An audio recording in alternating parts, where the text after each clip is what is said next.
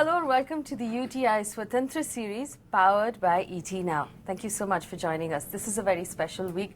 We're talking to our retiree viewers. What should you do with your money after you've retired? How do you manage it to both beat inflation and meet your monthly expenses? We have two guests in the studio who are going to answer questions for us. Bharat Balakrishnan Phatak is the Director of Wealth Managers India.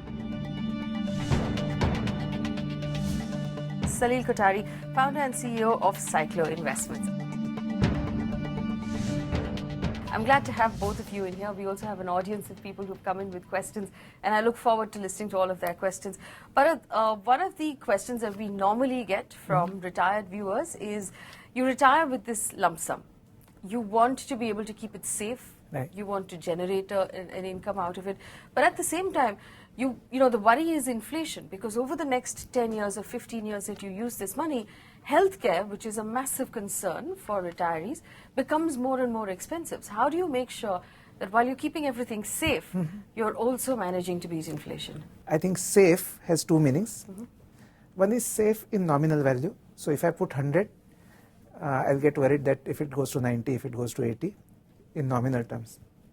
But look at it from another point, that inflation is gradually eating away the purchasing power of this money. So if I put 100 in a fixed income instrument and I don't care about inflation and I spend all the income, then there is a guarantee that in 5 years' time it will be worth 70. So I have to figure out whether I want a guaranteed loss or I'm okay with taking some chances but making sure that two leakages are there for my investment portfolio. One leakage is taxation, the other leakage is inflation. So am I putting money into a barrel which has two leakages? Gradually the purchasing power is going away. Can I plug these two? Another way of looking at it, I mean, all retirees must be worried about their health, and they have to worry about inflation and taxation in the same way as they will worry about blood sugar and hypertension. So these are two things which, I mean, I feel very healthy, but hypertension and blood sugar is taking my health away Is step there by an step. investment or a particular medication that will solve both problems? Yeah, so one has to come around to appreciating assets. So I'm very concerned about my regular income, and I may in fact put everything into fixed income instruments to make sure that I get more income than I actually need. So this income is hurting me. So I have to budget my income requirements, I have to budget my expense requirements, and if my retirement corpus is likely to give me more income than what I really need today, I must keep it away for a later period of time. Another important thing which we have to see is the life expectancy has increased. So many people will have 30 years of working life, but possibly 25 years of post-retirement life. So they need to think long term even after retirement. A.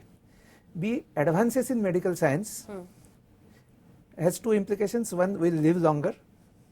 B. The expense of the treatment are going to get higher and higher.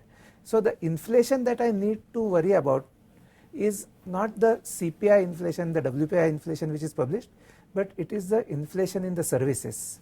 So I have to factor in inflation, and I have to divide my money into short term and long term. The long term part can go into appreciating assets. All right, Salil, one of the things that, you know, we make sure we tell people on the shows is you have to absolutely have health insurance. Right. It is non-negotiable, Right. especially if you're retired and your concern then is healthcare costs, like you rightly said. Thankfully now, there are specific products in the market that are designed for retired people. How should they pick out a health insurance policy? How do they know whether this is a good policy or a bad policy, or a good company or a bad company? Right. So coming to the health insurance perspective, what was the insurance which they had earlier carrying it across? They need to see whether they can add on to the same insurance policies what they are carrying it across, so that the insurance firm would help them to able to increase. Shifting from one to another would be a difficult task, because there are people who are reluctant to take retirees under their insurance perspective. So that is first suggestion what I would recommend, okay, if they are able to increase within their insurance plan what they And have. if they aren't?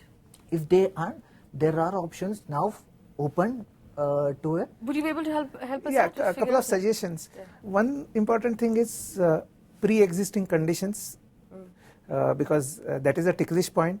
If I have some ailments and I don't disclose them in my insurance, then I may be carrying an umbrella, but if I open it will not protect me from sunlight or rain. So I have to be very clear that I must disclose all my pre-existing conditions.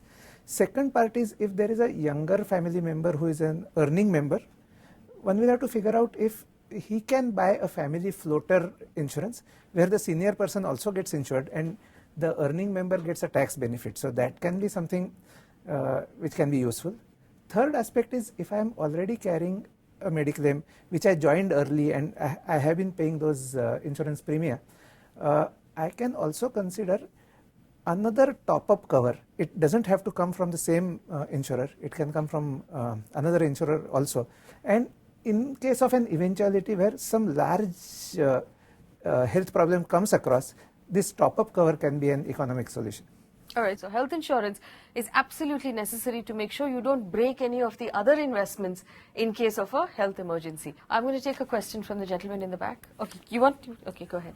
My question is that what portion of my total investment should be in equities? Yeah, so let me ask you this, sir. When you say what portion of my allocation should be in equity, you have to tell us what this money is for. So are you retired? Is this your retirement corpus? What would you like to use this money for? No, I'm talking about post-retirement plans only. Okay. And Fixed. I am at 55 I am. Okay. So what portion should be applied in that? Today equity is not an option but is a compulsion to have in your asset allocation to beat inflation. So what are the major concerns for a retiree? One is liquidity, which has to be maintained to a certain extent. Capital safety is also a concern to a certain extent.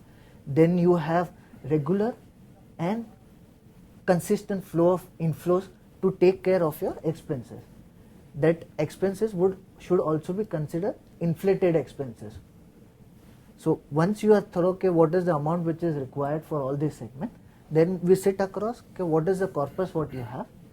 Once the corpus is decided on, you then decide, okay, as per my requirement, I would invest 20% into equity, 80% into a fixed instrument kind of a. So within that basket, what all products then would come into picture. So that is how you would take it. Okay, what are the requirements? What is the corpus available with you? And what is the tenure which we are looking towards it. All right, I'm going to bring Bharat in here. So he has 5 years to retirement because Right. he's at 55. So would a balanced fund here make more sense to him, because then he's not going all out into equity with like a fully equity diversified fund? I mean, it's very easy to give a thumb rule of 100 minus your age. That percentage should be in equity. So here we are talking of 45% in equity, 55% in fixed income. But again, it will depend on the size of the portfolio. Larger portfolios can carry higher percentage of appreciating assets. Smaller portfolios will be constrained to have more into fixed income. So you have to find out what appreciating asset you are comfortable with. So just because everybody is saying equity, you should not go into equity. If you feel that there is a real estate which you have already built over a period of time, maybe you are taking care of your retirement from the real estate portion. So I think it's a better idea to go to a financial planner who will be able to put these things on a piece of paper. I mean, the way one goes to a doctor for an annual checkup, I think it may be a good idea to have a customized plan. Plan is not able to predict everything, but it's like having a map before you start a journey. All right, it's time for us to take a very quick break, but this is an interesting takeaway for all of us who are watching. Anything that you don't need for the next 5 to 7 years should ideally find its way into the stock market. The easiest way to do that is through a mutual fund. We'll come back after the break and figure out how you should be picking your mutual funds, especially if you're retired. Don't go anywhere.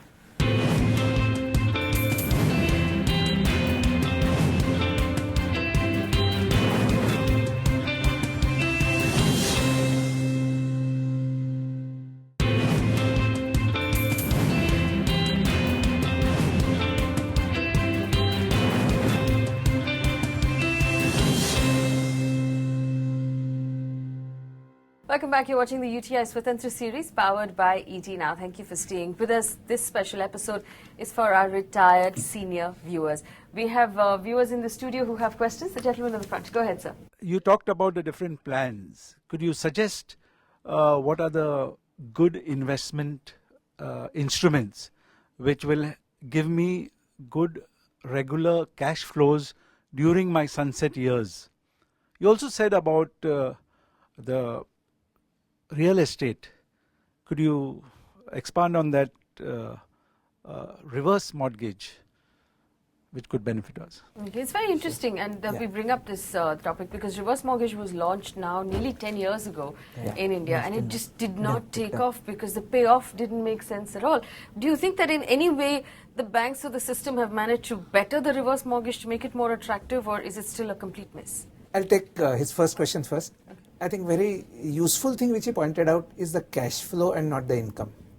And I think this is very important from the tax angle, that I have a cash flow, but I don't have a taxable income. And I'll take this point to say that I must carefully plan my taxes. I must use all the exemptions which are available. And especially for senior citizens, now there are lower rates of tax up to 5 lakhs rupees of income. So there I must have taxable income coming in, but which passes the test because I am in a lowest tax bracket. Once I cross that tax bracket, I should go for investments which can give me a cash flow, but which don't have a reportable income. So shifting to cash flow from income is a very important stage. Second aspect is about real estate and the reverse mortgage thing. I think in India we are very obsessed with ownership, and we don't easily want to give up the ownership, and that is where we are still to, I think, come around to accepting even reverse mortgage, because in the initial years when I bought the real estate, I took a loan and I paid the installments out of my income. Today I am trying to do exactly the opposite, that I want to mortgage my property and take the income as a loan. But no, would you say reverse mortgage is a good idea at this point? Is it a good, efficient product? And in its current shape, I don't think it's a very, very efficient product. Okay. And it may not necessarily make sense for you to. So, Sarin, if I do have, and a lot of retired investors will have one or the other piece of real estate that they might want to, monetize. Assume that I have a home that's currently valued at 60 lakh rupees. Okay, that's an average across the country. If I reverse mortgage it, I get only 60% of that value, which is roughly about 36 lakh rupees. 36 lakh rupees at an interest rate of what's now 9%, let's take 10%, divided over 12 months, what's my monthly payout then? In India, it's still not been properly manufactured in such a way, but in countries, developed markets, reverse mortgage is a very common concept where they have set it in such a way that till you are alive, or your spouse is alive, you would have a regular flow of income. And once both person are not there, then there is an option given to their heirs to give back the loan amount and take the property, or else the property would be sold and whatever balance amount of the value is there would be given to the heirs. Actually, honestly right now, because the payoff on a monthly basis becomes so low, that it actually makes more sense for you to just sell that property if that's something you're considering, and use the money to either buy a smaller place or rent a smaller place, or in that case just speak to your children or whoever else stands to inherit and figure out a longer term solution. But reverse mortgage at this point is not the efficient product that we would recommend for you. So I don't think we've reached that level of efficiency in our banking system to offer you a good product. The gentleman at the back has been waiting. I'm a retiree and I have a corpus of 20 lakhs. So how do what are the best options available whereby I can invest so that I get a monthly specific income which will take care of my daily needs? Do you know what your monthly specific need is for that income? It is 15,000 rupees per. So 20 lakh of corpus, power 15,000 means on a yearly basis, it's 1,80,000, which is 9% of your corpus, which is there.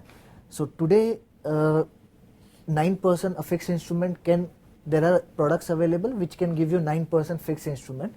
The only catch is 15,000, which is today. So going ahead, that 15,000 would increase to 17,000 and 20,000. So for that, what you need, it's not only 9% return, but what you would be requiring is slightly above that return to beat the inflation. So according to the corpus what you have, I would suggest go for FD to a certain portion of your money, look certain portion into an MIP, which would actually grow your capital and help you to beat inflation, and then put some allocation to a balance fund which you earlier said, so that that capital would help you from a longer term perspective. If you look at the senior citizen savings scheme, Yeah, where the, yeah. the maximum allocation is 15 lakh rupees. Yeah, right. So if he has 20 and he puts 15 lakh rupees in the senior citizen savings Absolutely. scheme, the remaining 5 between, say, an MIP or a slightly more aggressive mutual fund, would that be a better allocation?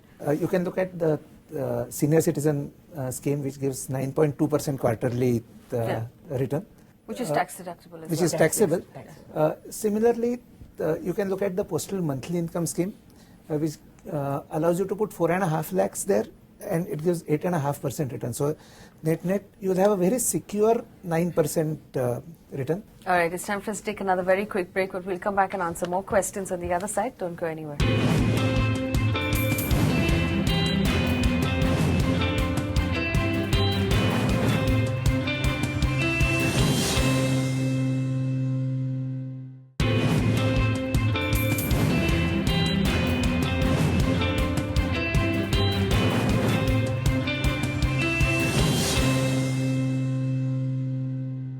Welcome back. You're watching the UTI Swatantra series powered by ET Now. Thank you so much for staying with us. We're talking about investments for our retired senior viewers. There's a gentleman in the back who has a question. Go ahead, sir. I would like to ask a question with respect to the withdrawal strategies. Can we simply say my retirement kitty divided by the number of years which I'm going to leave? Say 100 is my living kitty, and if I'm going to leave for 20 years, so 100 divided by 20, that means 5% is what I should withdraw every year. You had a certain corpus that you divided between the number of years what you expect is there across with you.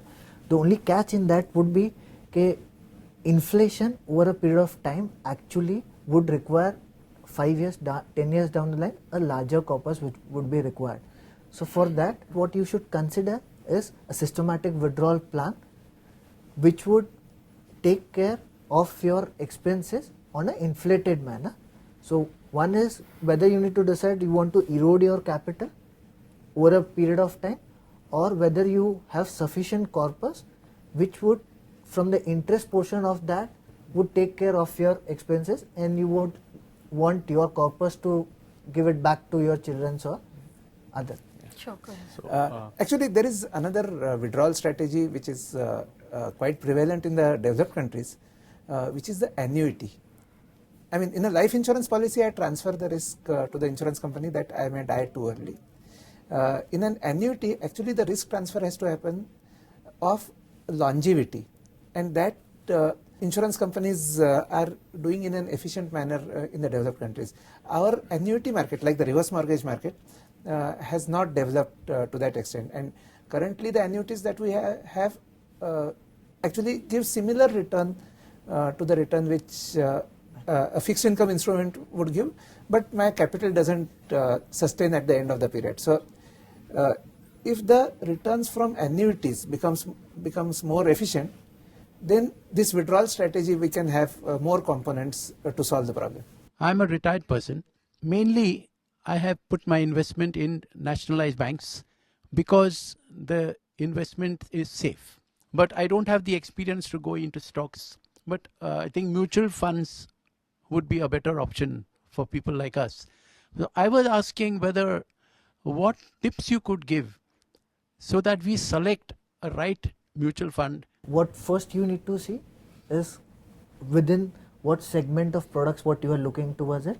So whether it's a monthly income plan, whether it's a balance fund, whether it's an equity fund.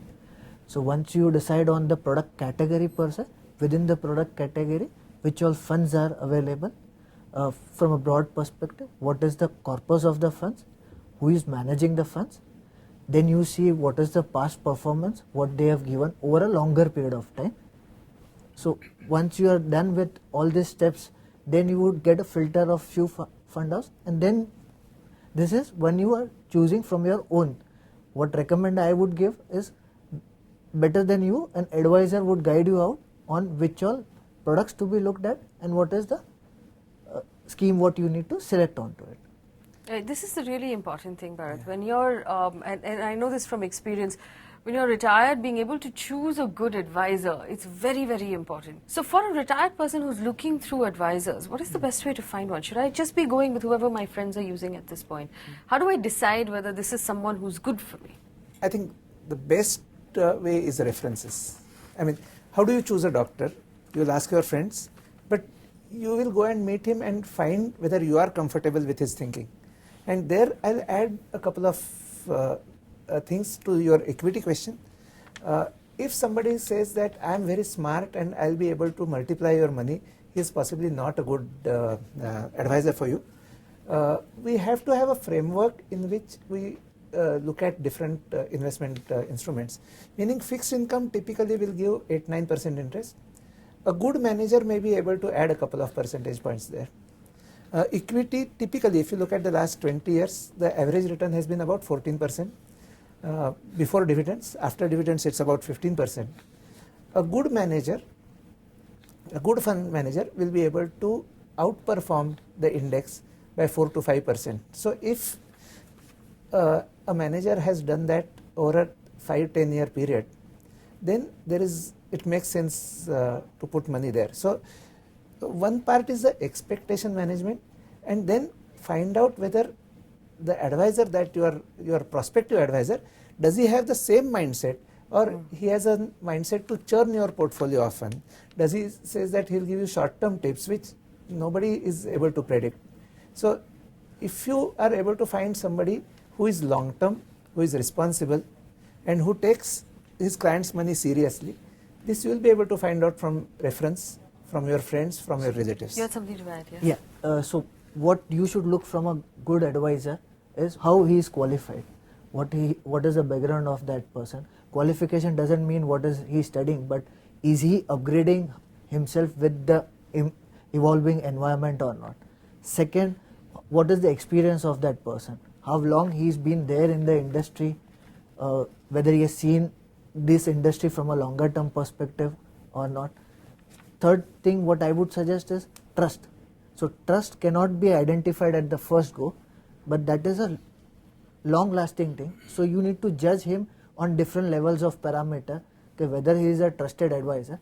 Just to give you a tip of how to judge advisor would be how transparent he is in disclosing all the things, whether he is able to educate you with the products what he is selling it across.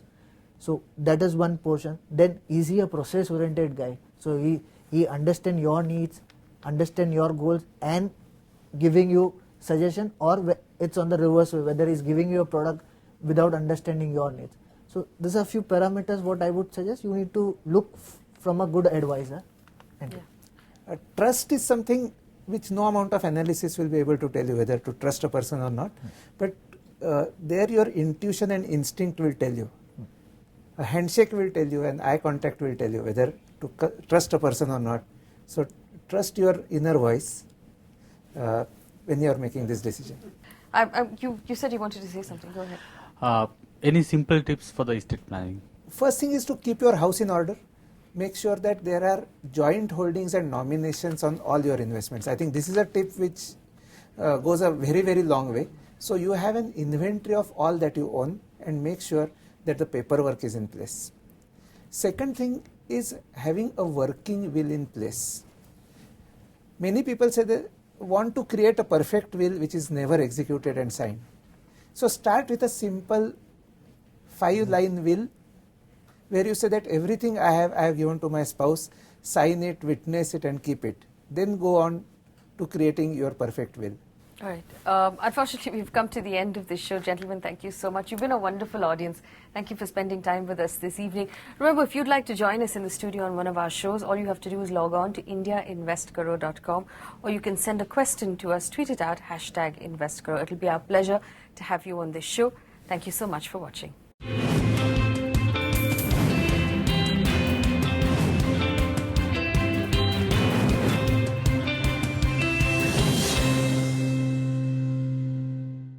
Brought to you by UTI Mutual Fund. हक एक बेहतर जिंदगी का. Mutual fund investments are subject to market risks. Read all the scheme-related documents carefully.